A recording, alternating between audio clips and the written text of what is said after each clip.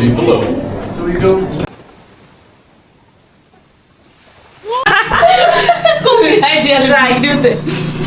মা সবার আপু আমাদের মা মা Copyright. মেরি মা Hello Shabike, welcome back again in the last episode of the California.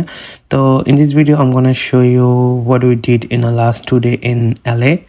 So last 2 days basically আমরা হইতেছে বিচ গুলা দেখছি এবং LA তে যতটুক ঘোরা যায় ওইটা করছি। তো ফার্স্ট দিন সকালবেলা আমরা ঘুমে থেকে উঠে হইতেছে মেলিপুর দিকে একটা বিচ ছিল, ওইটা হইতেছে জুম্মা বিচ।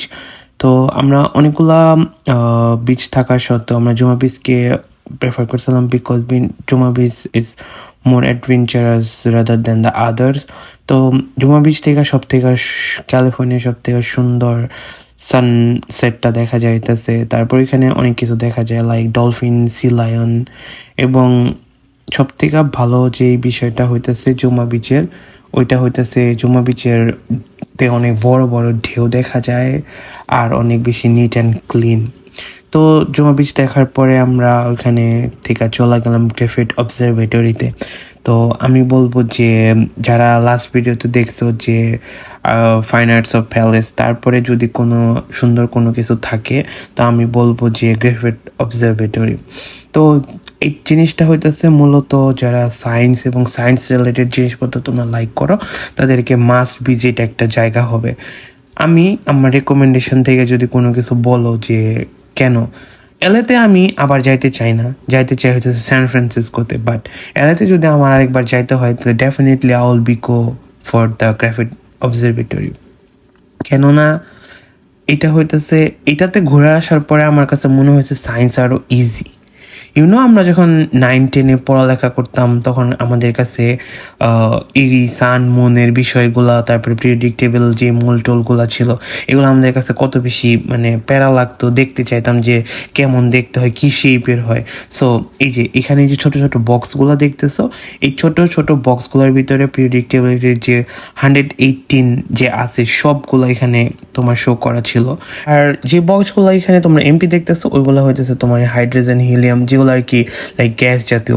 শুধু তাই না, তুমি হইতেছে ওইটা কি মেটাল ও নন মেটাল এটা দেখার জন্য এখানে কিছু বাটন প্রেস করে তুমি অনেক কিছু দেখতে পারো। তো আমার কাছে এটা অনেক বেশি ভালো লাগছে।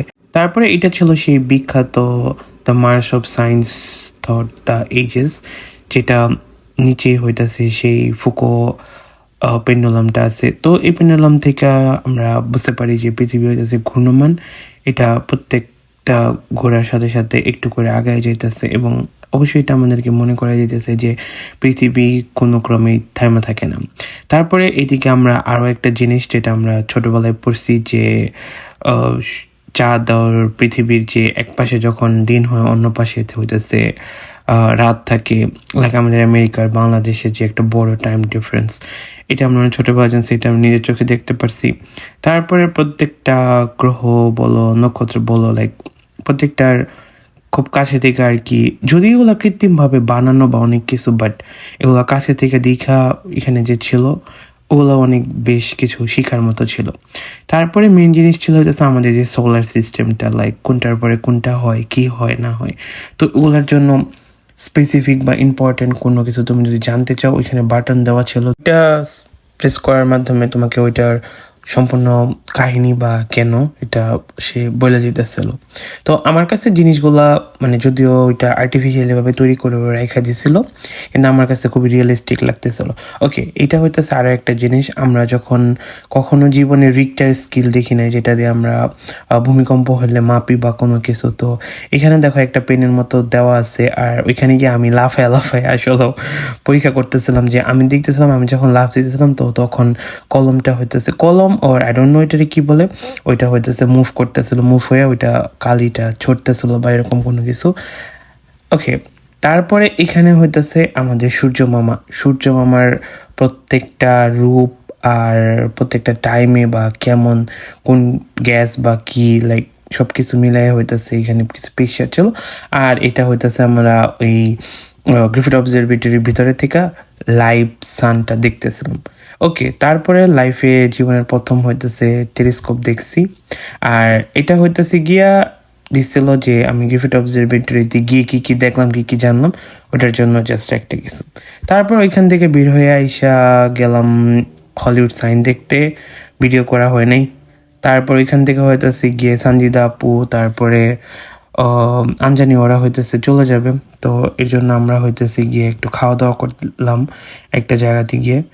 আমরাও হইতেছে পরের দিন সকালবেলা হইতেছে চলে যাব, বাট ওদের ফ্লাইটটা হলো রাতে ছিল আর আমাদের ফ্লাইটটা ছিল হইতেছে গিয়ে পরের দিন সকালবেলা। তো এই যে সবাই মিলে আমরা 7 দিন অনেক জায়গায় ঘুরলাম, মিলা অনেক কিছু ছিল।